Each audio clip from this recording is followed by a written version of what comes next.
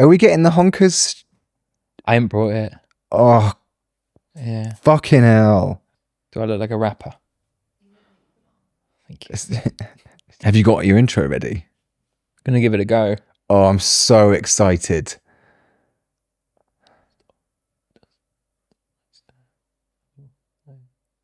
Yeah, it's not good.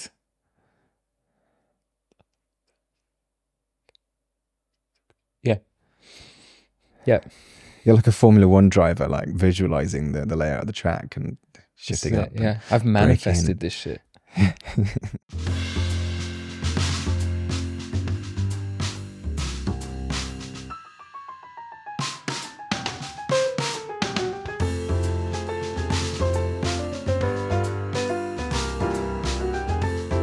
And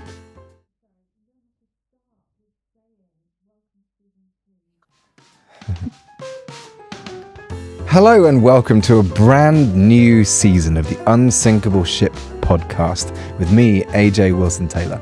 and me, John York. Join us as we dust off our sterns, unfold our flags. I fucked it already. We'll do that again. I apologise. Okay. It's money, baby. Money. Oh boy. Okay. Oh, I'm in big trouble. All right, here we go. Hello and welcome to a brand new season of the Unsinkable Ship podcast with me, AJ Wilson Taylor. And me, John York. Join us as we dust off our sterns, unfold our flags, and bow our bows into the crispy waters of season 2. Woo! Back, baby. Oh, that's fantastic. The most anticipated John York intro to Unsinkable Ship, maybe so far. Do you think? You see, I've written quite a few. Okay. And I picked the most boring one for episode 1. Really? Yeah. Oh, I've got so much to look forward to. The one for next week is weird. And me, John York. Join us as we dock our decks into each other's ports and rejoice in the bliss of conversation. A little bit naughty this week. It was inevitable that we discussed docking at some point. And me, John York. Join us as we dangle our rods over the ponds of friendship in hopes of snagging a line on a chit-chat. That's fantastic. Thank you. Well done. Thank you. They're feeling a little bit more, I want to say it's contained Okay. and on track. That one felt like it really had purpose. It didn't meander. And me, John York. Join us as we toot our horns in harmony to signal all around that we're going to have a fantastic conversation. Okay. Is that all right? Yeah. Was it boat related? Toot our horns. Ha. The foghorn. Yeah. And me, John York. Join us as we ahoy hoy at the joy of a delightful conversation. Oh. That's pretty good, right? Very nice. Yeah. And me, John York. Join us as we huff on our oxygen tanks of conversation and descend into the deep, dark, druggy depths of companionship. I wonder if I should talk to Frank about this little intro. And me, John York. Join us as we blow steam from our chops to propel us forward in this conversation about friendship and beyond. And me, John York. Join us as we moor and wash off our vessels. I've forgotten it. I'm so sorry. I'm so sorry. Yes. Oh no. I do apologise. Right, okay. Hello and welcome to another episode of the Unsinkable Ship podcast with me, AJ Wilson Taylor. And me, John York. Join us as we moor up and hose down each other's vessels to signal the end of season 2. Oh, it's the end of season 2. We've travelled a long way. We've gone everywhere. We've gone quite versatile this season. I would say we have circumnavigated the globe of conversation. That's so good. Oh, that is telling. I don't think I saw him with a hat off. That is telling. He was wearing a hat when you saw him, right? Hat, cap on, and carpenter's pencil behind the ear. I have a thing with with intimidating people. I can't look them in the eye. So I don't think I actually looked at him. But it wasn't out of like me being a knob. It was out of like a, please don't pick on me. please don't question my masculinity. I wonder what he thought our relationship was. Because we never explained. No, but we did seem happy together. We seem to have a lot of shared looks. And he did sort of look through, and he sort of saw this setup, the lighting, and yeah, it's an odd thing to have in your house. Yeah, but he never was like, "What are you two doing?" No, he was just like, "Right, what we're going to do with it?" He was tunnel vision. Like, what sort of tap do you want? Where's the cooker going? Right. Yeah. No, don't do that. Yeah. Oh, they're a nightmare, those. Yeah. Yeah. He was. Straight to business. I do like the idea. I think being like a chameleon in those situations is like an important skill. You won't find me bigging myself up very often on this show, but I do think that I do, like in actual life, do possess the chameleon ability. Okay, in situations listen to me. I need you to. This is a reality check. Because I know for a fact that when you've got someone coming into your house who's maybe a builder, a plumber, something like that, you've told me what you do, and you are not a chameleon. We talked. You had a leak. I did, and you showed me on FaceTime. You were like, "Look at this," and I was like, "Oh, speed fit fittings, those under the bath." And you were like, what's that?" And then you told me. Tell me again what you did. You told me your little routine about getting them a coffee. Tell them what you did. So I went on holiday to Croatia, right? Which I did tell the builder this story in preparation before asking him if he wanted a coffee. I went on holiday to Croatia, and in Croatia I stayed in an apartment. The apartment had a Nespresso machine. Right, I fell in love with the thing. I thought it was fantastic. The first time, like, really having an experience with said machine. Right, I thought I'm George Clooney now. Right, and so I'm enjoying it. And I mentioned it to my Patreon community, and like ridiculously quickly, very kindly was gifted an espresso machine. Wonderful. By my community. It now sits in proud position on my countertop in my kitchen. Where it should. So a builder guy comes over to fix the leak. I start telling him this, right? Which obviously he has no idea where I'm going with this, right? And like the George Clooney joke fell flat on its ass, right? And I said to him, "Do you want a lungo?" And he said, and I said, "Oh yeah, it's like, well, many people think it's actually a double espresso, but it's not. It's a single espresso, which is a little bit of water. It comes in a tiny little thing." And I actually bought these mugs, these special mugs, which are also just next to the Nespresso machine, and they're called lungo mugs. And I said, "Do you want a lungo?" And he gave him a lungo. He liked it. That was it. But the thing is, what about it? Which is awkward. I do try and put it back on them. I put it back on the builder man by asking, "Have you got any holidays planned and stuff, or like how's things been going? If it's been like a near a holiday, are you doing anything for Christmas? Did you have a nice New Year?" That kind of thing. I try and kind of keep it conversational, but like I never want to drift too far away from them in case they need anything. God knows what they'd need from me. So you're hovering. So I hover. Oh. And like I pretend to do stuff. So I open a drawer and have a little look around. It's amazing what you find when you're in one of those moods, though. You're like, "Oh shit, that's where the batteries went." What is that? Oh, yeah. Oh, that's just. Yeah. And I go, "Can I get you another coffee?" I ain't drank this one yet. Okay. I'll just be. Okay. Are you? What's your awkward? Because I know it's awkward when you're about to excuse yourself from the room. Mm-hmm. You give them the lungo. Mm-hmm. Conversations run dry, and you're like, "Oh, right. I suppose it's about time that I'm just gonna. Oh, what's that? Oh, I better. Yeah. I'll just be in a doing a bit of work.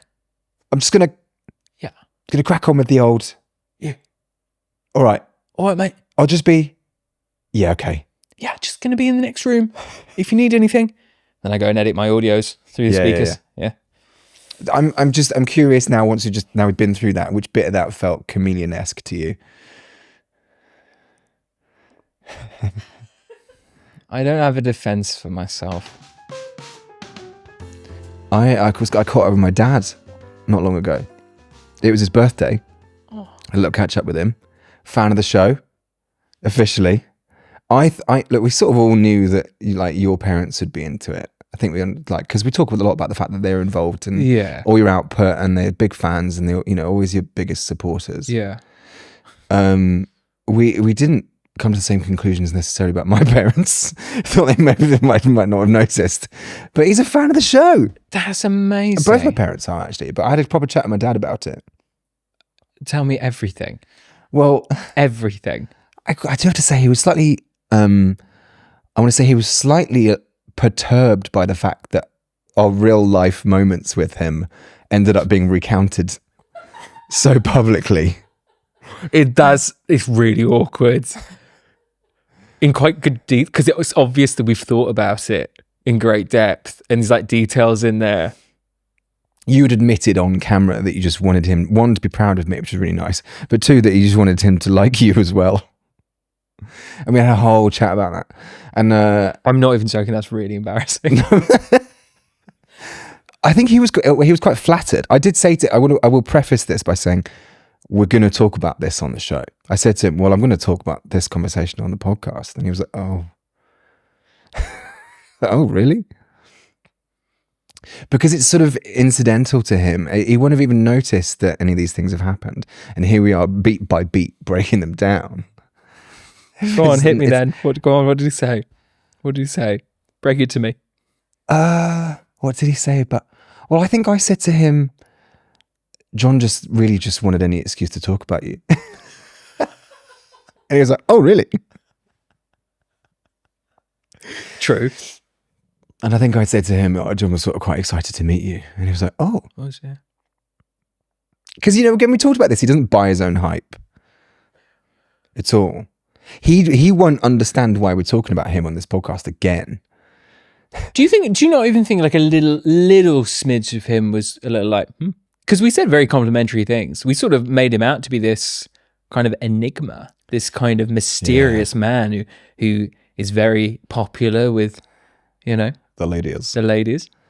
I know that people will be painting a picture. I know for a fact that people have painted a picture of him in their minds. Yeah. And that sort of Hugh Grant, very kind of suave. I think we said the phrase is not his first rodeo. No. And said that he was only on beer because he had a big important business meeting the next day. Yeah. Who is this guy? Do you know how I found out that he was listening to the show? He texted me and he corrected me about what his voiceover gig was. He was like, it's actually not exactly what you thought it was. It was like an AT&T thing, but it involved the Red Bull racing team in some way. So it wasn't for Red Bull, but involved them. And he also made a point of saying that he was legitimately picked from a large roster of voice actors. Because you said, and he got it because he had an English accent. Yeah, no. Yeah. He made it very clear that he got it on merit. Like, absolutely. And it was a well thought after gig and he got it. And he was like, I think I might do a bit more voiceover stuff actually in the near future. I really enjoyed doing it. Yeah. And I was like, fuck off, Dad. Like, this is my gig. It's the only thing I've got. All right. It'll be on Quinn by end of year. Don't. Do not. Can you imagine? On Quinn, it'd be like, I can, yeah. AJ, and like just after, like, AJ's dad. Not his name. Yeah. Yeah. Not AJ Senior. No, just AJ's dad. I reckon he'd pull a few strings and you get an email making you change your name to AJ Junior. AJ's dad's son. Yeah. Move over, Nordio. AJ's dad's son. I'm not even fucking joking. I think he would crush. I'm going to insist that we cut this out so that people don't think this is possible. Because my days would be over. Why have me when you can have... Go on. I love the fact on this script, right? You've got the script and above it goes, John, read this. And then at the bottom it goes, pass back to AJ. Like, without that prompt, I'd have just kept it. You'd have just ceased to exist. Without reading that prompt, I'd have just gone... just kept it. Okay. You've given away all the secrets of the podcast production. I don't have my glasses on. As for the rest, those we ordinarily call friends and amities are but acquaintances and familiarities tied together by some occasions or commodities by means whereof our minds are entertained. In the amity I speak of, they intermix and confound themselves one in the other with so universal a commixture that they wear out and can no more find the same that hath conjoined them together. If a man urge me to tell wherefore I loved him, I feel it cannot be expressed but by answering, because it was he, because it was I. There is beyond all my discourse, and besides what I can particularly report of it, I know not what inexplicable and fatal power a mean and mediatrix of this indissoluble union. We sought one another before we had seen one another, and by the reports we heard one another, which wrought a greater violence in us than the reason of reports may well bear.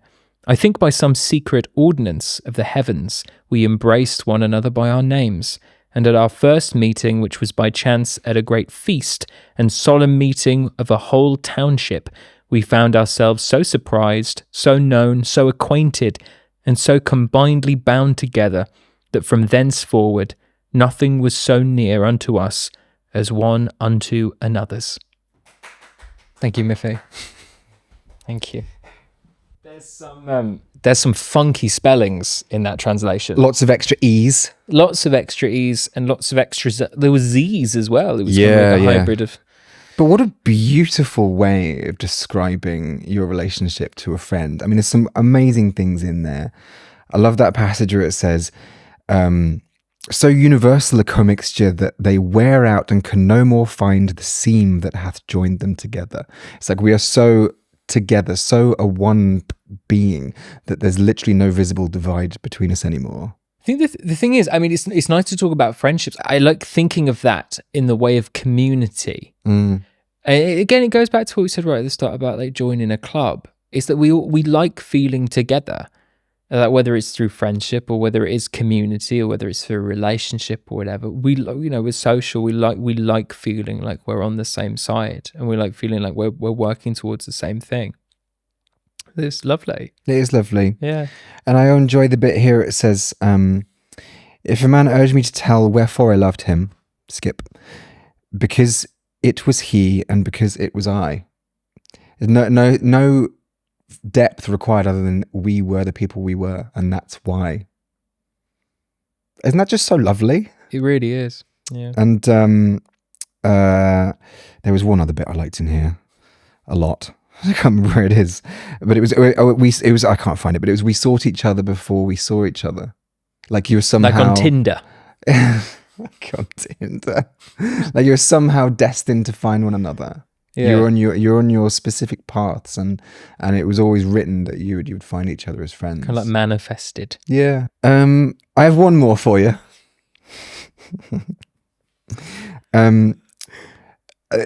Topical this. Yeah. Because it's vaguely political. Okay. But people in power in the United States at the moment tell you that there was once a time that America was great, and it's not now. Famously, there's a saying, I can't think of it, but it's about that hearkening back for a time where something was great, and it isn't now. The implication is that we need to go back to an older time. Which is a famous manipulation technique, by the way. Yeah. Just like, Yeah. Well, I want to take us right back to the founding fathers of the United States. Anthony Hamilton. Anthony? Alexander Hamilton. I can't read. It's not... I can't read. This is why. It is. That's why I said Anthony Hamilton. More important to me than the people who literally created nations. The man who created Lewis Hamilton is more important to me. Oh my God. Alexander Hamilton wrote to John Lawrence in 1779 during the American Revolution. Are you going to rap it? No, I'm not. It's good though, Hamilton. Alexander Hamilton said, and I quote, "I was an orphan."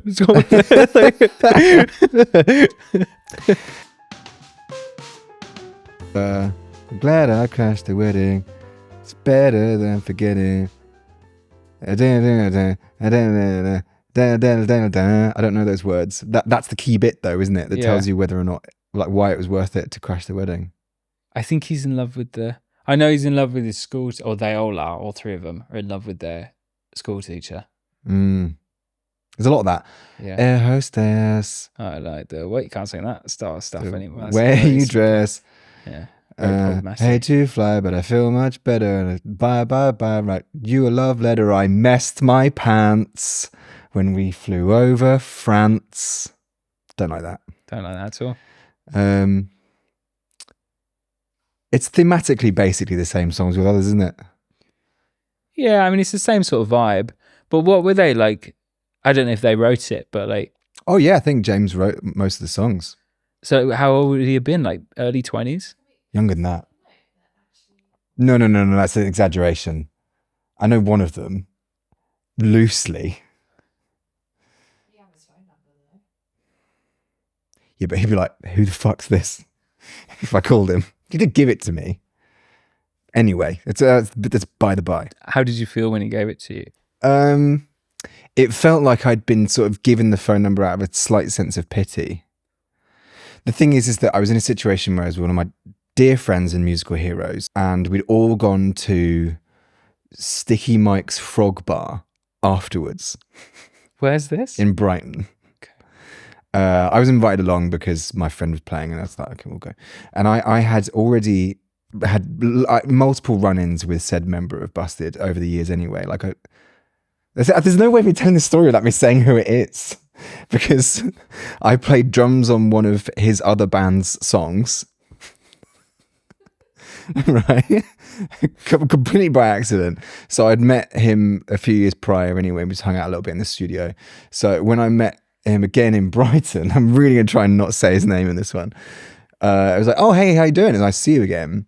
And we talked a little bit about Midgar, and he was like, oh, I'll Lead Your Children to the Sky is an absolute banger. Yeah, I saw it in Koran the other week. And I was like, oh, that's cool. In my heart, I was like, somebody listened to my song. Yes, that's great. Yeah. And we went to Sticky Mike's Frog Bar. Bit of a messy night. The next day, the tour was going up to Manchester from Brighton, and they were going to sing a version of Anna's song by Silverchair, one of my favourite songs. And they said to me, well, you like Silverchair, why don't you come up and do it with us? And I was like, I've got to go to work tomorrow. Where did you work at this time? In a shop up the road in Brighton. And you didn't sack it off? I didn't sack it off. So then he was like, here's my number. Maybe next time. I was like, okay. Have you ever texted this person? No. Do you want to? Now? Yeah. It's literally been, how many years has it been? About 14 years since that day. Yeah. This all have to...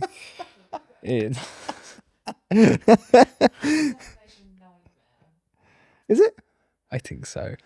Anyway, so yeah, awful. I had the opportunity to get up there and sing one of my favourite songs of all time with two people that I admire greatly, and instead I chose to go and stand in a shop with a hangover. That's awful. You should have sacked it off. Wind it back. I went to music school, as you know, right? A lot of my friends at music school went on to go and play in bands on cruise ships. Right. Did you ever fancy that? I was never invited. It's a common theme here. People going off and doing things, and people think I'm going to go and do it, but I'm not actually invited. I thought you were. Yeah, I saw that you were coming to that. No. You. Oh. Oh my god. It's okay. It's fine. How much of the laptop is wet? What? None of it. Looks like I'm buying a new laptop. It's fine. It's fine. Liquid damage. I used to work in this industry. It's really not fine. Oh, no.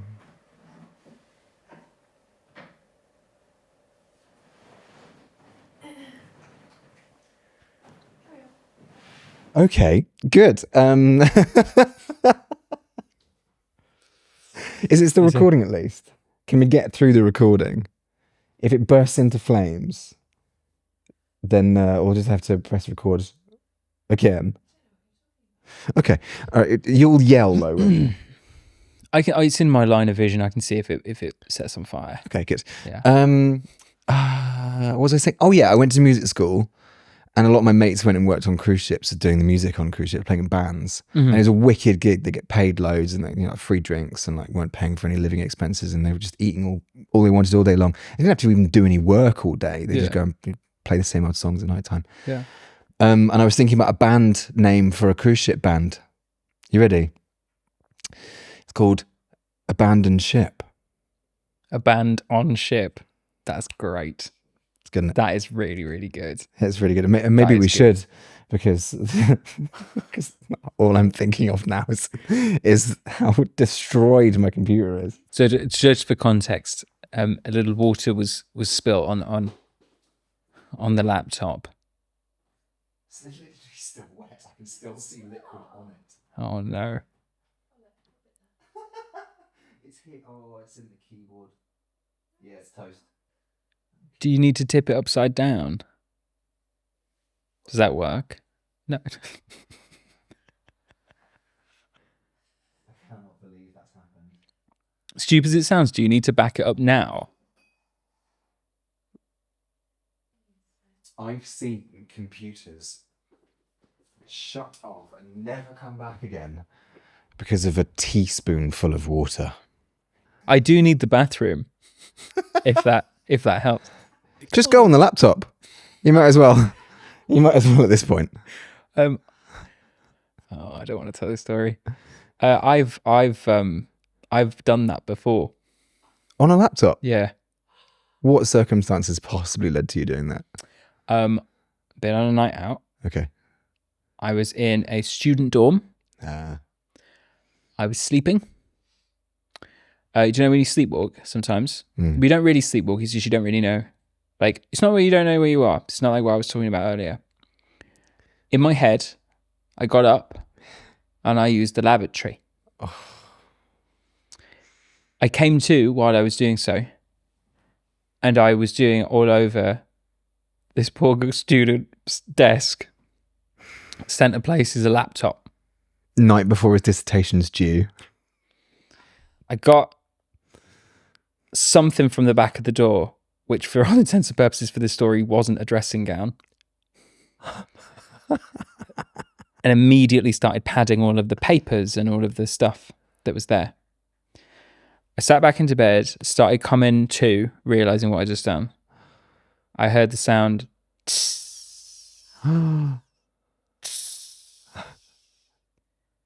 Turned on the light. The charger for the laptop was plugged into the wall. It was halfway plugged, so it wasn't plugged straight in. Was dripping off the desk, off the back of the desk, onto the open socket. And it was going as it hit the things. Obviously, panic mode, pulled everything out, turned everything off, dabbing it, phoned my father, said, I've spilt water on a plug socket and this has just happened. And he said, just turn everything off, just try it and just leave it. Just keep an eye. I wasn't alone in the room.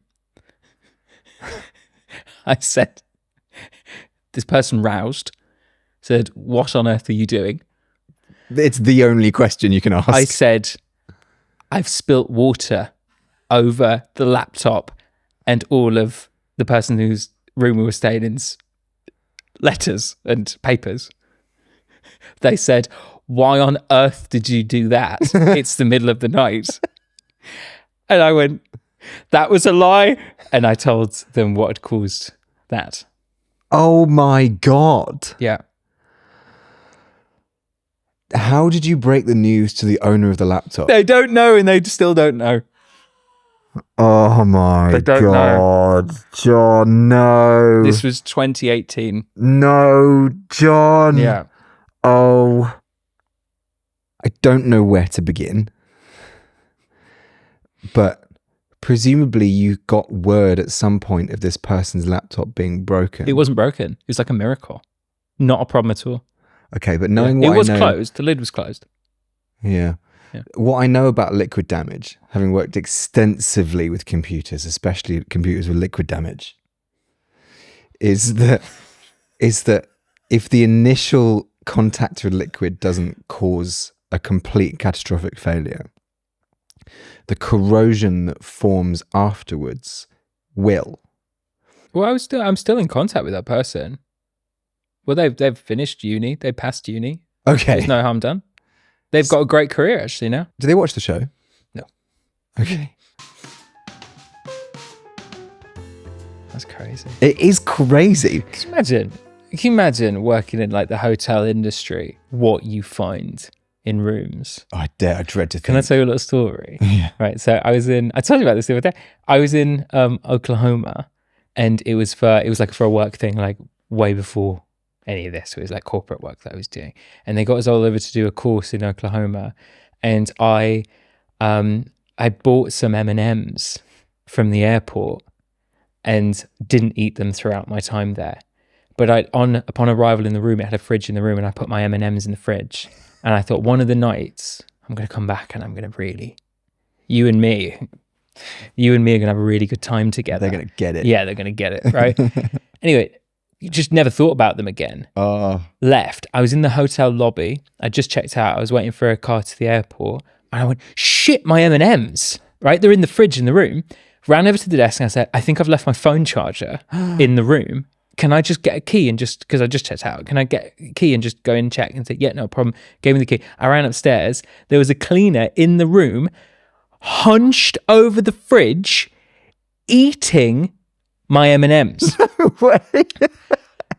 Upon my arrival, she immediately kind of put them down and was quite embarrassed. I obviously didn't want to say I didn't want to have the conversation of, oh, you're eating my M&Ms, right?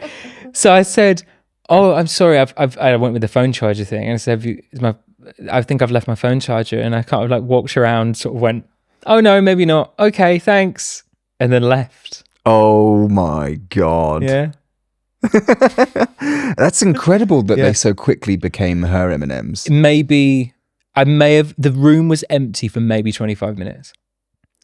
But I think because the room was cleaned every day, I think she'd spotted them. You reckon? I think so. And then each day she was like, he's not touching them M&Ms. Yeah. And then as soon as I left, I wouldn't be surprised she went, right. She was watching the checkout board, being like, is he out yet? Is he out yet? Right, he's out. It's mine. Yeah. At 11:10, I'm going in there and getting them M&Ms. You would though, I suppose, because people do leave food stuff. I mean, I always leave at least one tub of hummus in a room that I've been in, because I always overbuy because I'm panicking about there not being vegan food nearby. So if I show up at least with some hummus, that I can go in the fridge, and then inevitably I find great vegan food nearby because I'm in a city, and then I forget about my hummus. Do you think that would be your calling card? It's like, it's like, AJ was here. You know he was here because he left a tub of hummus behind. If you were solving the case of a murder that I'd committed, it would be the tub of hummus that gave me away. There's a trail of hummus from the body. Yeah. Every time. And then my assistant, Jeeves, would come in. My valet would come, hello, sir. Just take your shoes off, sir. Sorry. Yes, I'll take my disgusting boots off. Crikey, what a picture. Jeeves would give you a little bit of a whip down. Oh. Maybe like, sanitize the hands. Okay. Sanitize maybe give you a little aperitif.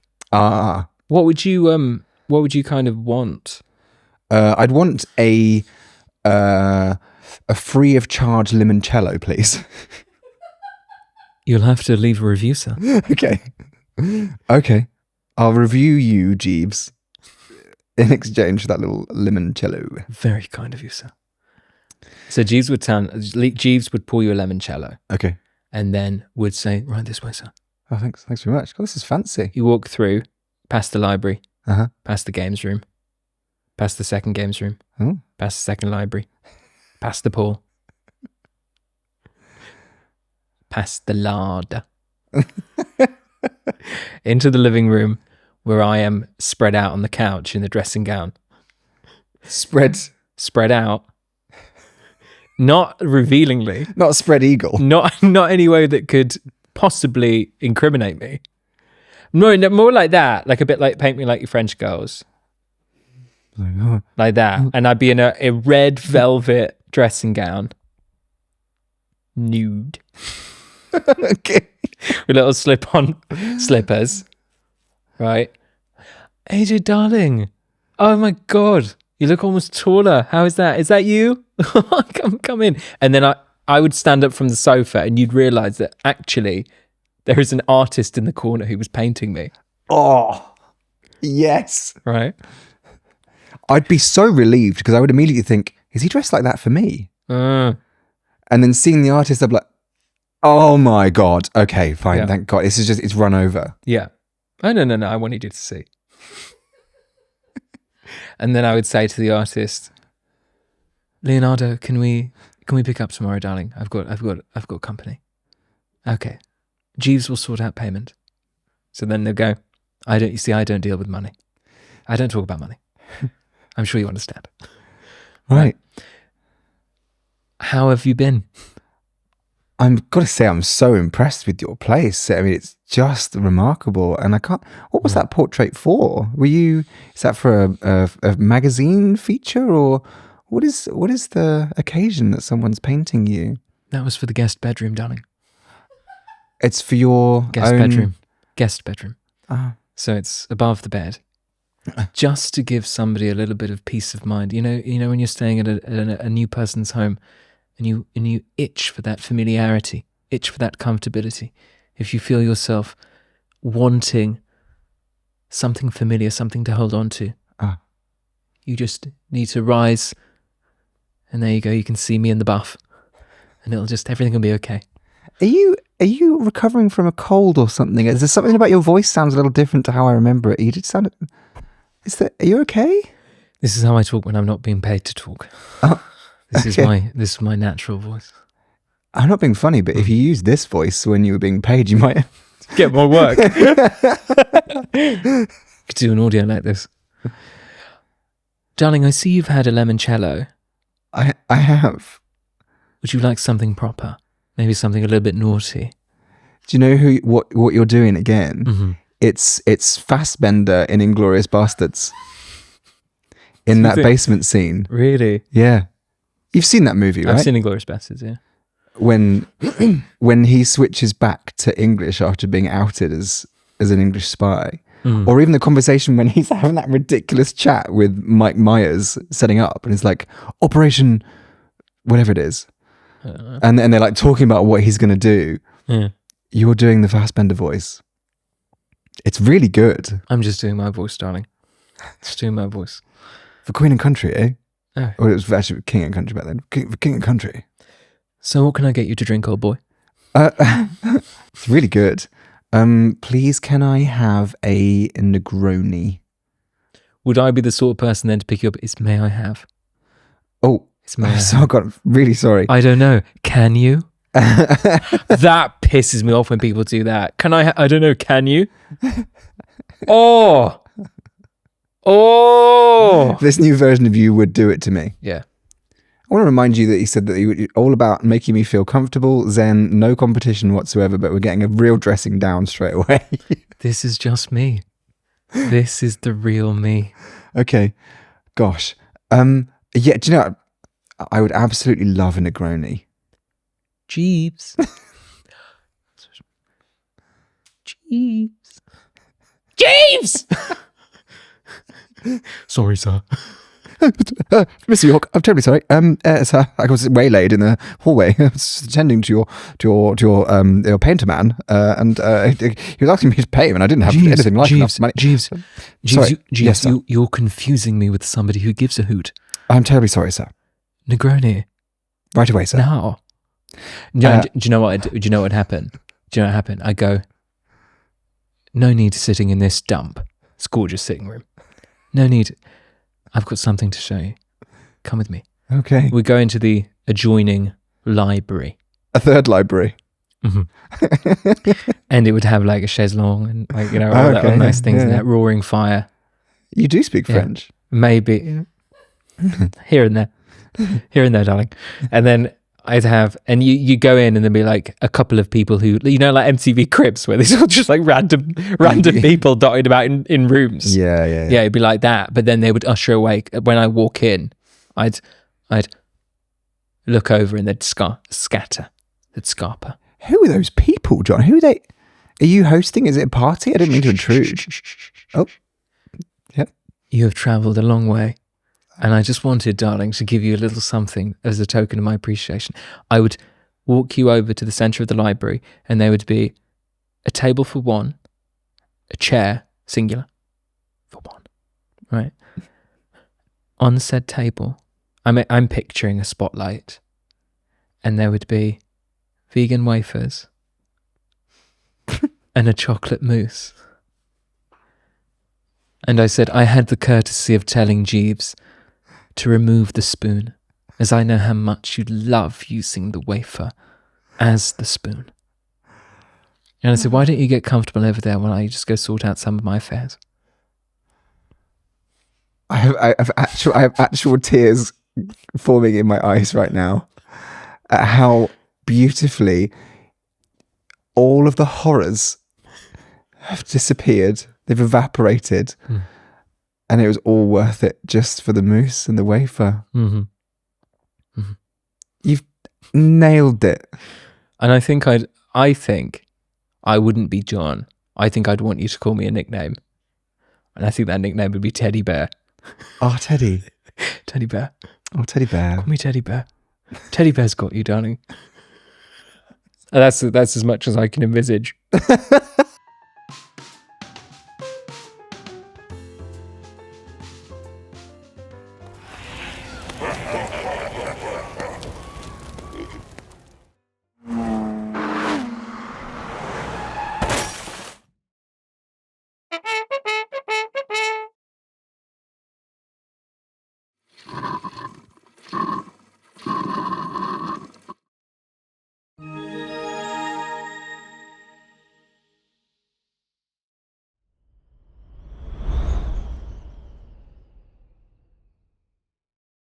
Oh, mate. Yeah.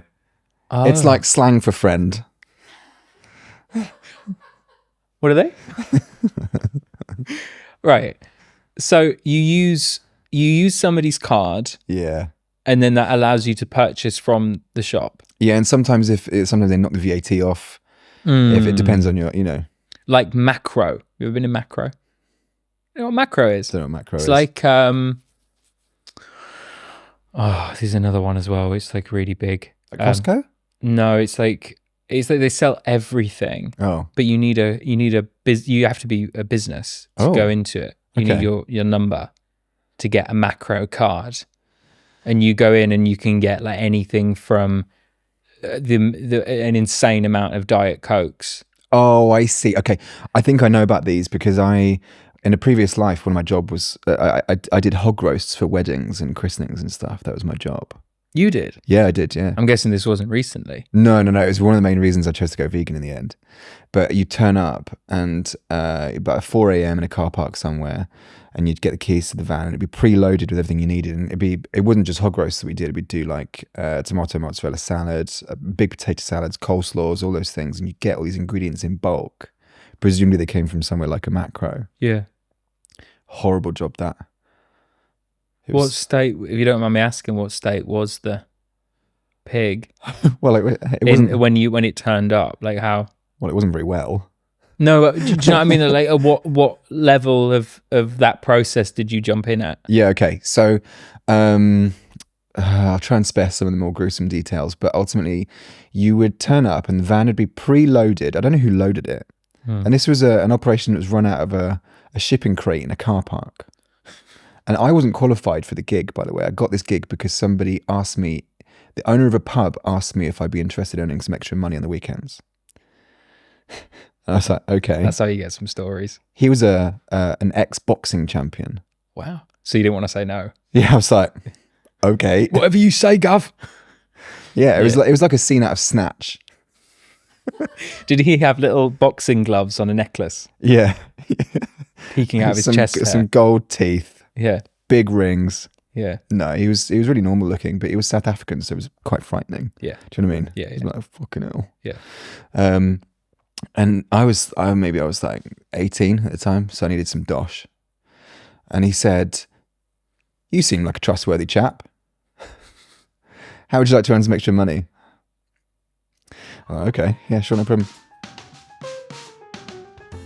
Tell me, like, how I've annoyed you, so we can talk about it. And I know that, so that in 6 months' time, we don't have a massive blow up, and it's because I said that one thing to you 6 months ago, and you're still quite pissed off about it. But there's like all these really subtle things, and like again, like if you meet like a person on a first date, he has this big thing about how you're supposed to say, or like something helpful would say is these are the ways that I'm mad, these are the ways that I'm annoying, these are the ways that I'm crazy. And I'm inconsistent and all over the place, because we all have them. And the more you can get a grip on the ways that you're mad, the easier it is to be you. And you're able to kind of have a slight handle on it. And my favorite thing about the way that he thinks is you never get there. So it's not like Buddhism, like you reach a state of enlightenment. You never get there, but you might have more of a handle on yourself down the line, so you can say, yeah, for some reason I say this thing, I say I want to be like this thing, but then I act like this, and I'm trying to but that's okay, because that's human. And to be inconsistent and all over the place and say one thing and mean another, and be annoying and be annoyed by stuff that you shouldn't be annoyed at is okay, as long as you note it as, oh, that's odd. That had an odd reaction to me. What's going on there? Why do I really not like the way that person speaks to me? And then you get a handle on it. And then later on, you can either overcome it or just be aware enough to be able to say, listen, I have this thing where I get really, really tired late at night, and I start to get a little bit sort of arsey. I've got a handle on it. I'm trying to, but just to give you a heads up. So then when I do that, you're not there going, fuck's wrong with him now? You go, oh, he told me about that. Yeah, fair enough. I know that it's just that thing. Or when he's not eaten, he gets a little bit. But if I know that about myself, then you do that along, and I love that. So I always try and take that on board. It's a shame. I've not been swimming since season 1. Pool's really far away though now at the moment, because my Oh yeah, it's been refurbed. Yeah, but by season 4 it shouldn't be. Okay. So I'll let you know. Maybe we could ask them to do a sort of outside broadcast. We could go and set up in the... We could cut the ribbon. Oh, make that happen. Can we? I'd love to cut a ribbon. I've never been asked to cut a ribbon for anything because I'm nowhere near important enough. But wouldn't it be so good? You don't have to be important to cut a ribbon. You just have to be like relevant to the project, don't you? Oh my God, do you think we could get you a plaque? Don't start teasing me with goodies like that. We could get you a ceremonial plaque. We might be able to turn on the Christmas lights at my village. Oh my God. I'd love to reach just that level of not quite celebrity where you're turning on a Christmas light somewhere and people are like, who's that? I'm like, I think between us, I mean, there's only like a couple hundred people in the area. I reckon between us, we would have more celebrity than anybody else, apart from, obviously, like the criminals and stuff, because there are quite a lot of like... That doesn't count. Quite a lot of like, yeah. There was somebody got done for manslaughter in my area. They're quite famous. Yeah, but they're not column going to be turning on inches the... is not the only metric you go by.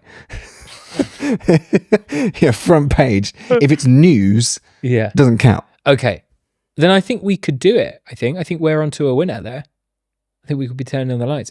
What do you think you'd bring to such an event, like turning on Christmas lights or cutting a ribbon? Do you think you would give the not talking to the audience on stage mystery, or do you think you'd go really big?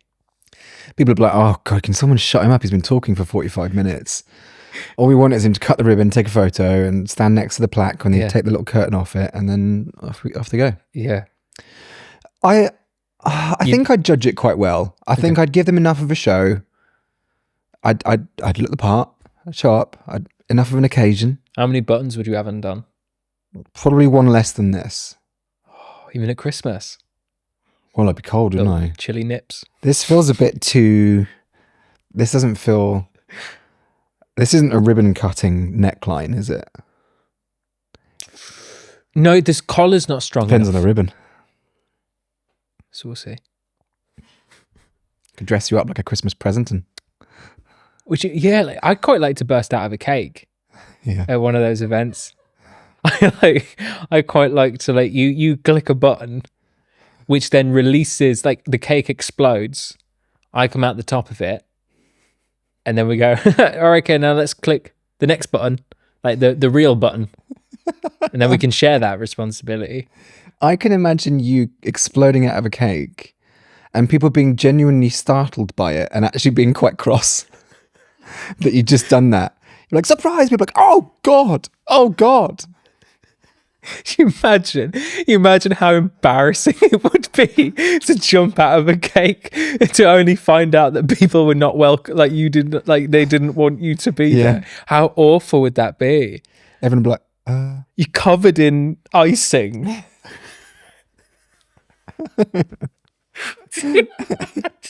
Because the organisers of the opening of the swimming pool hadn't bargained on you coming out of that cake. You just took it upon yourself. Just walk, you're doing that, and then you're kind of looking around, and then someone goes, and then you just walk off normally. Someone crying with cake in their eyes, and they go like, yeah, like a little kid. Yeah, smoke alarms going off.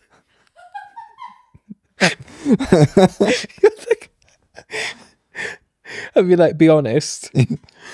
Do you think it went well? Someone in the back going, wanker.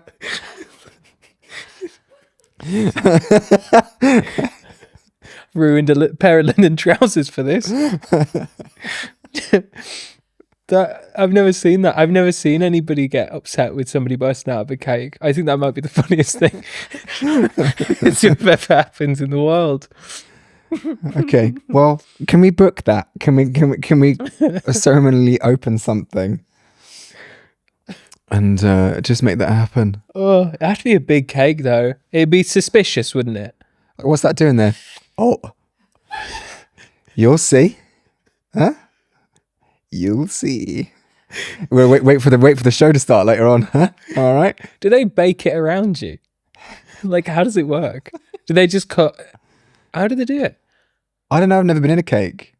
Where would you get a cake? Like to stand in? Could you imagine ringing a bakery? They go, no, I'd like to order a custom cake, about 6'3" in height. I'd like to order a cake to explode out of, please. I know. Cliche. Happens all the time. There's got to be businesses that do precisely that. Okay, here's a question. What events inherit jumping out of a cake? What would be totally okay? When's it appropriate? What event would it be appropriate to make your arrival via sponge? I am really struggling to think of literally any. I think retirement work parties. Okay. I think that'd be quite fun. What if you're kind of like a Michael Scott boss? Yes.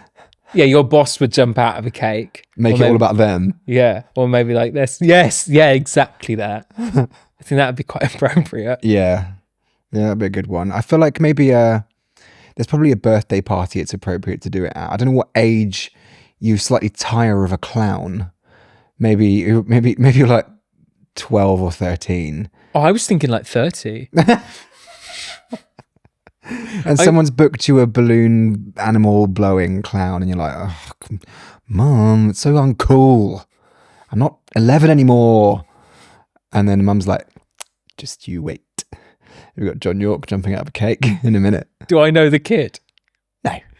Does the mum know me at least? Mum saw you opening the leisure centre and thought, I know what would be a hoot at my little Theodore's birthday party.